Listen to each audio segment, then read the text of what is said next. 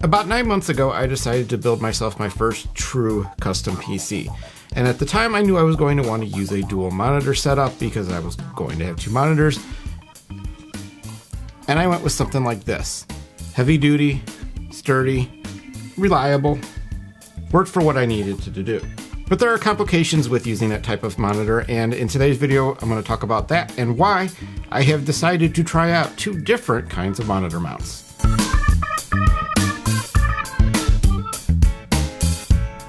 Before I get started with that, I do want to take a minute and say I don't know how many more videos I'm going to be doing for YouTube. And this isn't because of creative reasons or anything along those lines. It's YouTube's monetization system is a mess. It's not fair to content creators. And while I am a small creator and I'm not making money off of YouTube, I'm not going to anytime soon. The principle of the matter is that YouTube's system is broken. It does not work with creators, and YouTube does not give you any explanation as to why a video is demonetized, other than to say it's not advertiser friendly. And even then, they don't give you information explaining why it's not advertiser friendly. So I don't know how many more of these you're going to see on YouTube. Twitch allows you to upload videos now, and I might start focusing more videos on a service called VidMe. You might even find this video on there right now. I don't know. I don't know what I'm going to do yet, because while I've never made money off of YouTube, the principle of the matter is YouTube is not working with creators. And I don't know if I could continue to use a site, support a site that does that. That's just the end of the story. But that's not what we're here for. What we're here for is to talk about monitor arms. And there are a ton of options out there. There are a ton of different designs. As you saw in the opening, I've worked with a dual mount system for the last 9 months or so. And it's a great system, but it works best if your monitors are the same size, same bezel, really the same brand, because then you can match them up and they look good and it works out really well. But if you're like me and you have 2 monitors that have different bezels, particularly this BenQ and the AOC, in fact, I'm going to turn the camera. It's going to be hard to tell, but the AOC has a wider bottom bezel, so it extends out. So here's the bottom of the BenQ, and I hit right up against the bottom of the AOC. And that has been the ongoing issue with that type of arm. It doesn't match up. It doesn't allow you to completely line the bezels up. Other than that, it's tremendous. It's very stable. It works really well. But what happens if I decide I don't want to use this anymore? Well, you go search in the internet, and I had come across an arm from a company named Mountit. I had seen it in Jay's 2 cents video on his current setup.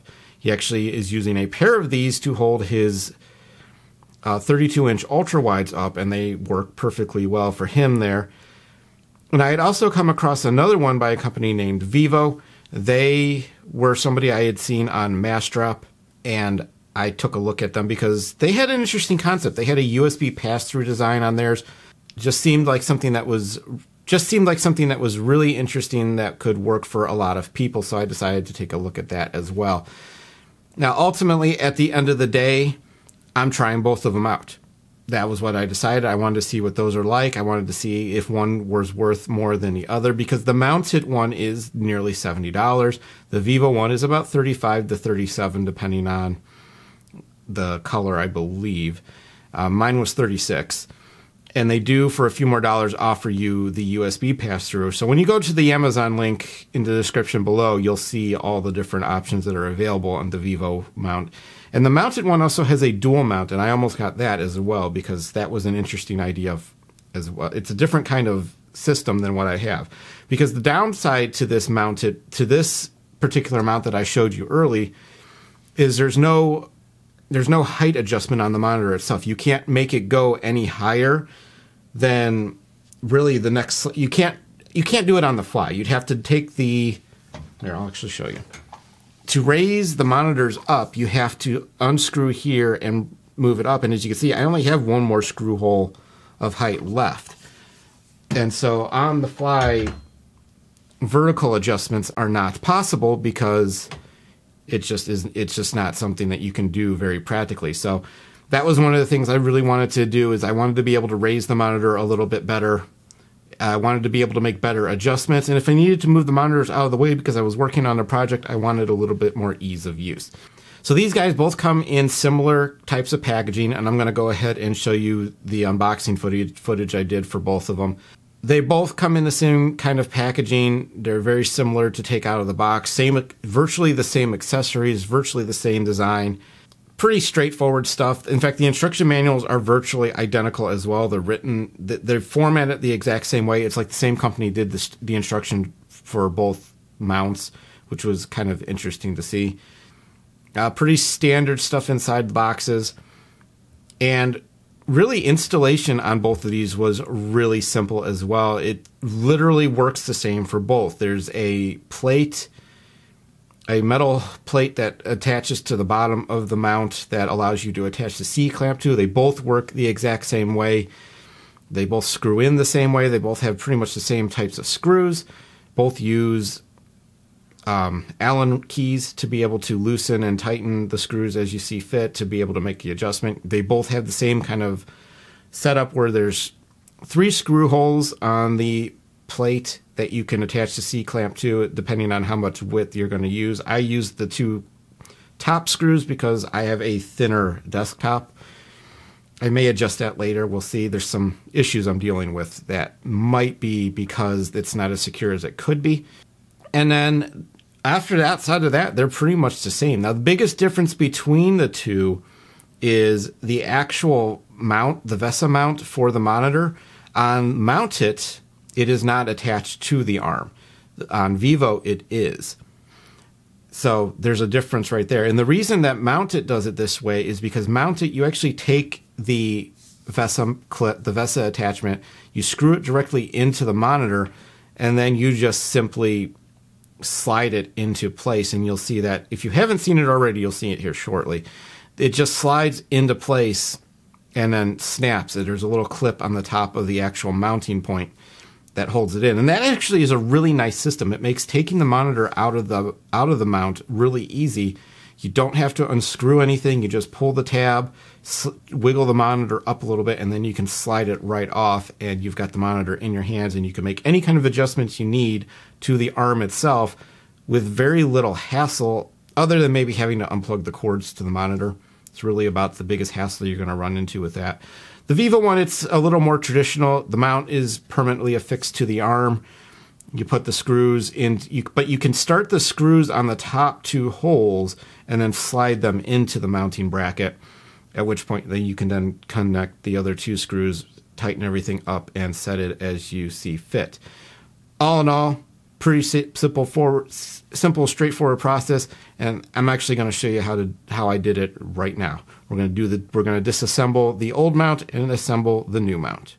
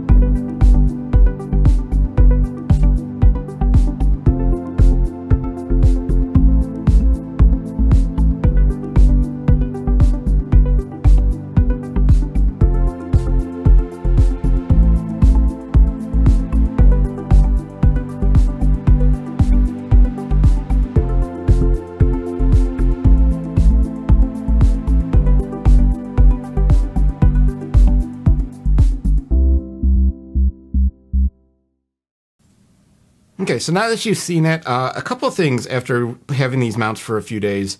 There's some obvious advantages to the mounted arm. Obviously, it's the more expensive of the two. It comes in at about $70 versus the $35 Vivo one. And the feel of it is pretty obvious. The Vivo one is more plastic, feels really flimsy at times, doesn't feel as solid a mount as the mounted one. So there's the quality right there. The mounted one is much heavier. You can feel the solid construction build. Just feels much heavier duty than just feels better. It feels better than the Vivo one. Now, this isn't to say that the Vivo one is going to fall apart as soon as you put it on your desk, because it's not. The BenQ is being held up by it without any kind of issues whatsoever. And really, adjustments on it are pretty simple. As long as you leave certain adjustment points tighter than others, it's pretty easy to make adjustments on the fly, which is what I wanted from this system. Now, the other downside to these two mounts, the other big difference between these two, I should say, not downside, but another big difference between the two, this Vivo one, the mount holding this monitor is not going to go up any higher. This is as high as you can get it to go. So this is the maximum height, which is on the box. Everything that you need to know is on the box. It is worth noting that a very interesting quirk about the two mounts is the mounted one says on Amazon's website, at least it did at the time of purchase, up to 27 inches, 20 pounds. The Vivo one is 27 inches, 10 pounds. But when you actually get the box for the mounted arm, it says up to 32 inches. So that's worth noting. Now, the mounted one is holding my AOC, and this can go up more. If I want to, see if I can do this. Okay, it still has room to go up.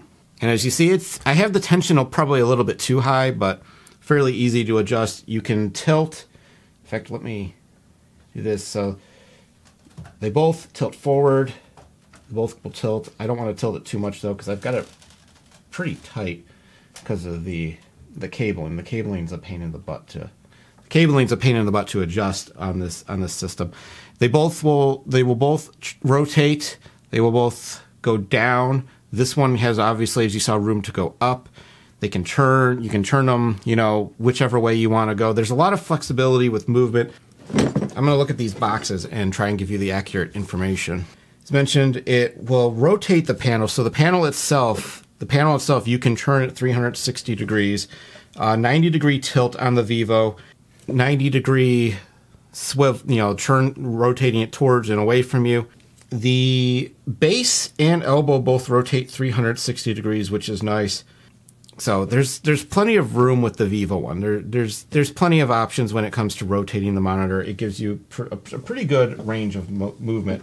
The only thing that it's lacking in comparison to mounted is the height adjustment. Now, for mounted, it's pretty much the same, except the one thing that it can't do as well as the Vivo is the turning of the monitor. So if you want to make it landscape, you can make it. If you want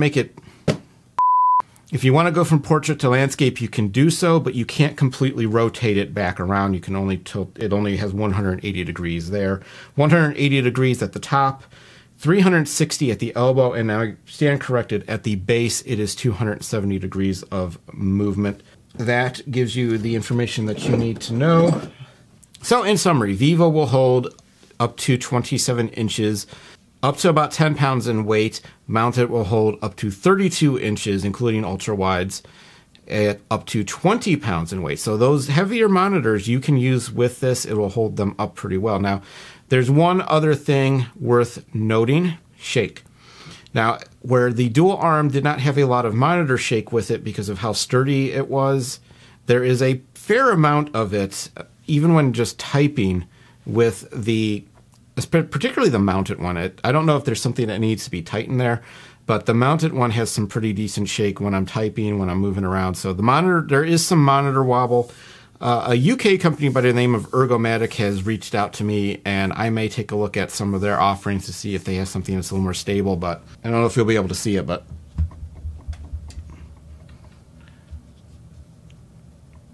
You can see it more actually with the Vivo one right now, but there's a fair amount of wobble there. Now how much of that is because my desk doesn't have any front support? That's up for debate.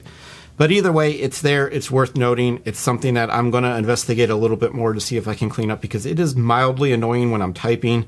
I'm not sure how much it's going to impact things when I'm playing games. I definitely do not want my webcam shaking around as I'm moving around in games by using the keyboard. So it is something worth noting. All in all, mounted does feel better in terms of build quality. It allows better height adjustment, a little bit more flexibility and motion in terms of where you can position the arm is in relation to the monitor. But the Vivo one works just as well in terms of holding a monitor up. I don't think the monitor shake is any worse with Vivo than it was with mounted. They look to be about the same, so it's a little more plastic, it's a little shinier, but it works. It'll do the job. And for half the cost, if you're on a budget and you just need something to hold up your monitor, I think Vivo is a pretty decent option. I've not seen any sag from these at all over the last week since I've had these installed. I'm going to be watching that over the next couple of months. Like I said, I'll look at some other stuff as well. I'm not done checking out options. So that's my look at the mounted and Vivo monitor arms. They are available on Amazon. I will have links in the description below. And stay tuned for more, because I don't know what I'm going to be doing next and where I'm going to be uploading it to. I do want to do NZXT's Let's Build. They've made some new additions to the service, including Ryzen and their H700i case. And I have a capture card that I've ordered, the AverMedia Live Gamer HD2. We're going to be taking a look at that and see how that functions, and maybe we'll do a video on that. Again, I don't know where videos are going to be uploaded, but I will keep you guys informed. And hey, never know. Follow me on Twitch, subscribe on YouTube, and follow me on Twitter. Really, Twitter is the best way to find out what I'm doing and what I'm up to. Everything is in the description below. Check it out. I'll catch you guys in the next one. Thanks for watching.